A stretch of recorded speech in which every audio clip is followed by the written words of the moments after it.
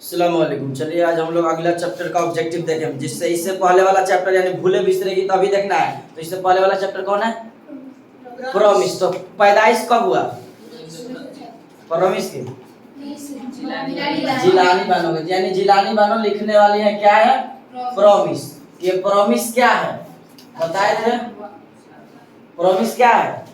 अफसाना। अब अगला चैप्टर कौन सा है? भूले बिसरे गीत। तो आज हम लोग ये वाला भूले बिसरे गीत। तो इसके बाद वाला कौन सा चैप्टर होगा? इब्राहिम सक्का।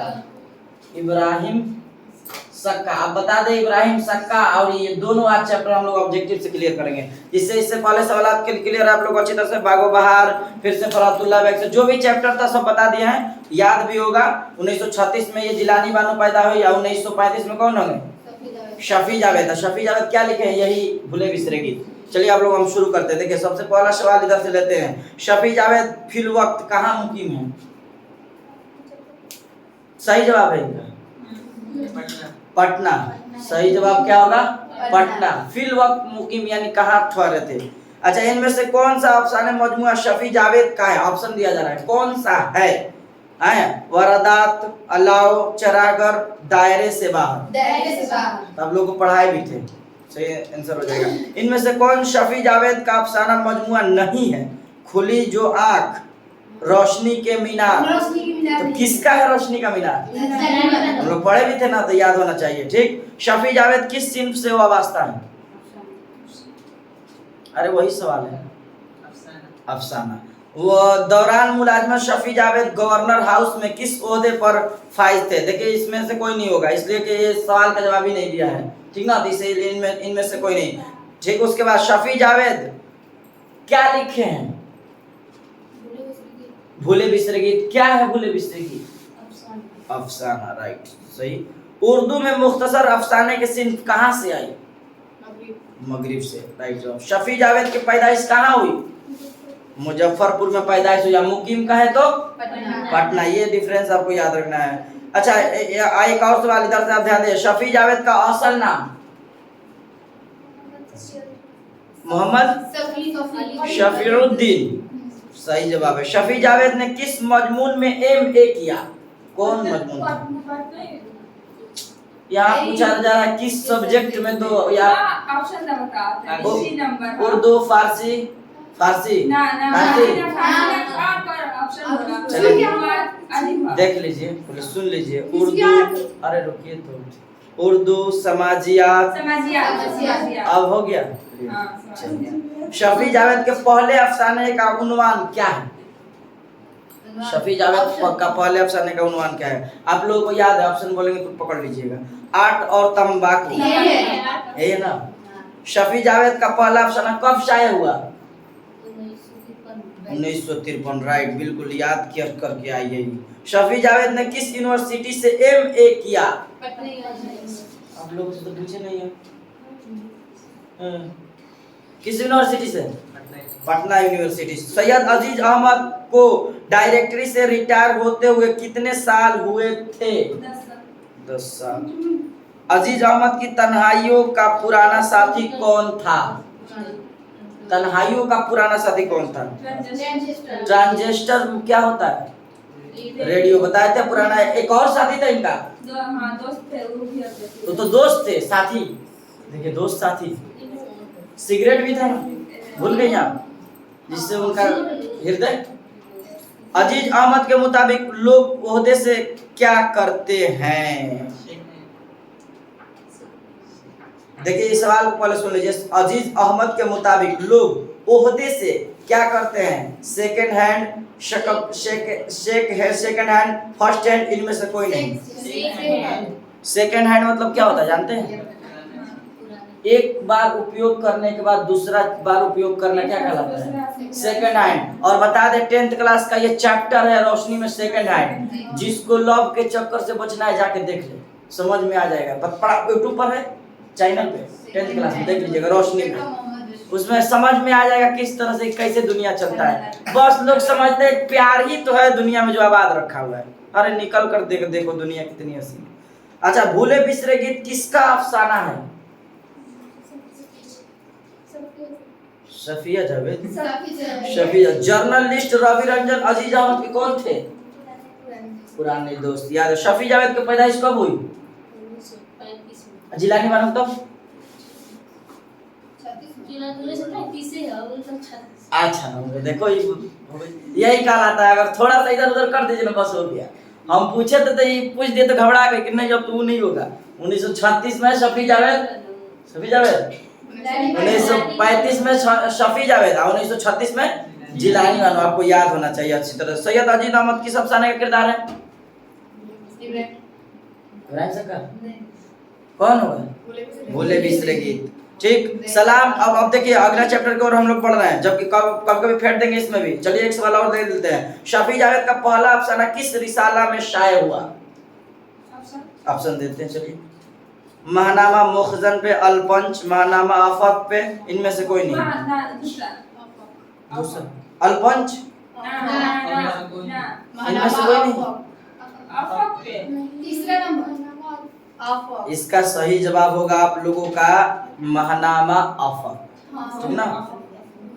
आप लोगों को याद रखना। चलिए अब हम लोग चलते हैं इब्राहिम सक्का की ओर। सबसे पहले इब्राहिम सक्का के बारे में आपको बताए थे अच्छी तरह से। सक्का के माने पानी पिलाने वाला होता है।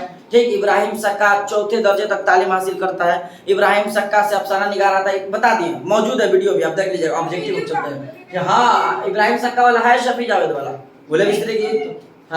आप देखिएगा उसको अच्छे से। इनमें से कौन सा अफसाना निगार शामिल निसाब है? मैंने कहा जा रहा है तो इसका आंसर तो आप लोग जान रहे हैं, इस्लाम बिन रज़ाक होगा।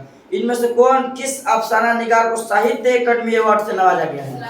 तो इनमें से कह रहा है वही चैप्टर चालू होती तो याद नहीं करना पड़ेगा, वो चल रहा है तो चलने दो। सलाम बिन रज़ाक किस मुहक्कमे में मुलाजिम थे? हाँ ये सवाल अच्छा।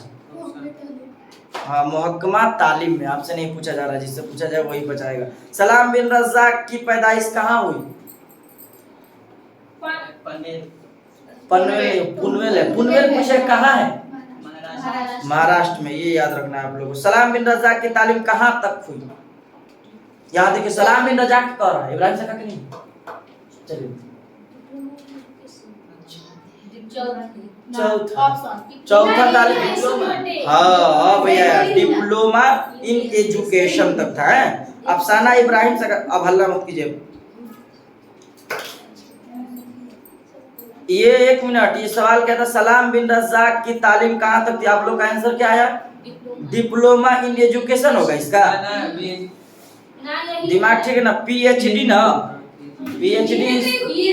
हाँ ये आपको पढ़ाने के दौरान बताए भी थे कि सलाम बिन रज़ाक पीएचडी की डिग्री हासिल किए थे। तो डिप्लोमा नहीं होगा इसका सही जवाब। ठीक ना? ध्यान रखना है। चलिए अब हल्ला मत कीजिए। अफसाना इब्राहिम सक्का का मरकजी किरदार कौन है? वही मुस्कान। अफसाना इब्राहिम सक्का का मरकजी किरदार कौन है? इब्राहिम सक्का। सलाम बिन रज़ाक ने मुंबई में म्युनिसिपल कॉर्पोरेशन के स्कूलों में कितने दिनों तक मुलाजमत की? 35 साल। सही जवाब। सलाम बिन रज़ाक का पहला अफसाना कब शाये हुआ? ओए नहीं ये बताइए कब से? 1962, 1964, 1964। सही जवाब है। अल्लाह नहीं 1965 1900 नहीं गाइड। अब क्या होगा सवाल का जवाब?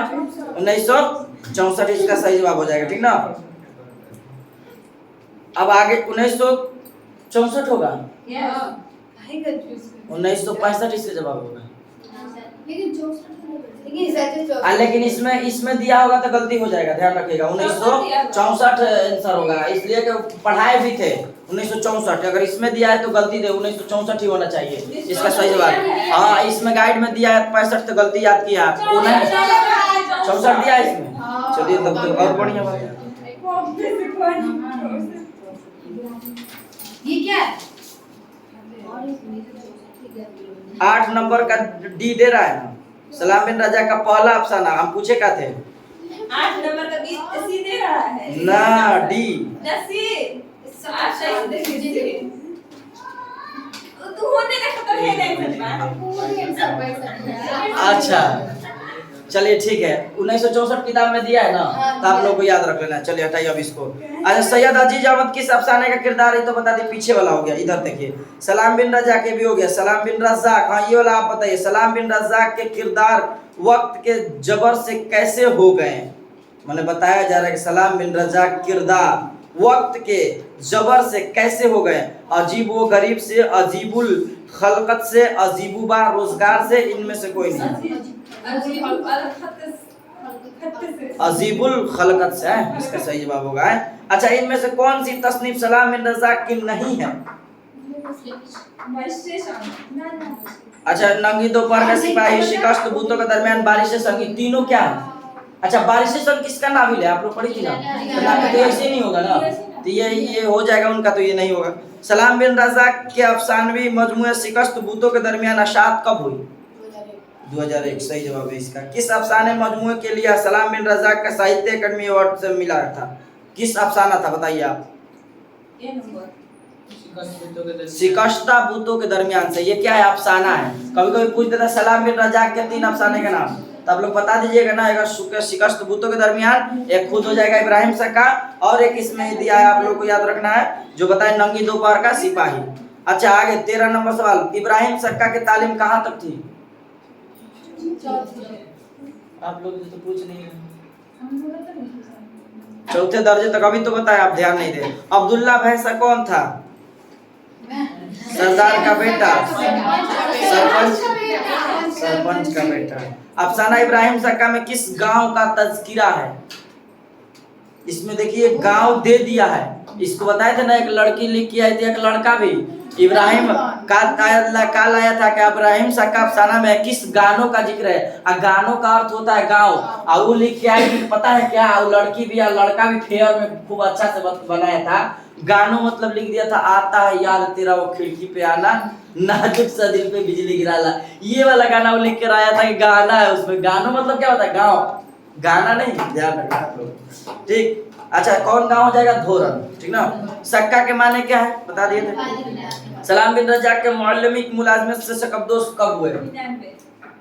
1999। देखिए मत, इब्राहिम सक्का किसकी तख्लीक है? इब्राहिम सक्का किसकी तख्लीक है, मतलब लिखा हुआ है सलाम बिन रज़ाक। सलाम बिन रज़ाक का कौन सा अफसाना आपके निसाब में शामिल है? इब्राहिम सक्का। सब सवाल तो हल्का है। इब्राहिम सक्का किस अफसाने मजमूए से माखूज है? हाँ, ये सवाल आपको याद रखना है, ये सवाल आप पूछता नहीं। ऑप्शन हो गया आपका नंगी दोपहर का सिपाही, इनमें से कोई नहीं, शिकस्ता बूतों के दरमियान, हाँ इसी से ये क्या है उसके रिलेटेड है। कौन सा? सलाम बिन रज़ाक वाला अफसानवी मजमूआ है। सलाम बिन रज़ाक की पैदाइश कब हुई? 1941। लीजिए ये भी आ गया 1941 में, सब कॉन्सेप्ट क्लियर रखना है, ठीक ना। अफसाना इब्राहिम सक्का में स्कूल के इंचार्ज कौन है? अफसाना इब्राहिम सक्का में अब्दुल रब कौन थे? अब्दुल रब, तो आपको ये भी याद रख लेना है। आगे देखिए, सलाम बिन रज़ाक का ताल्लुक किस सूबा से था, माने किस राज्य से?